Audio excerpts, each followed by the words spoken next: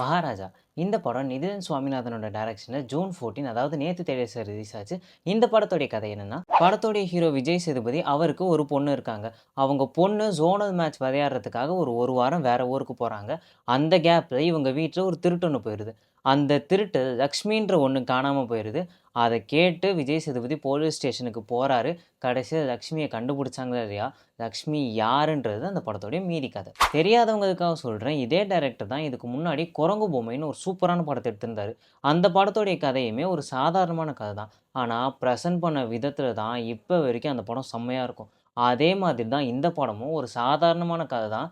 நான் லீனியரில் சூப்பராக ப்ரெசென்ட் பண்ண விதம் தான் இந்த படத்தை ரொம்ப வித்தியாசமாக காமிச்சிருக்கும். ஒரு 2-3 இடத்துல இந்த கதை எதை நோக்கி போகுது, எதுக்கும் எந்த சீனுக்கும் கனெக்டிவிட்டி இருக்குன்றதை காட்டுவாங்க.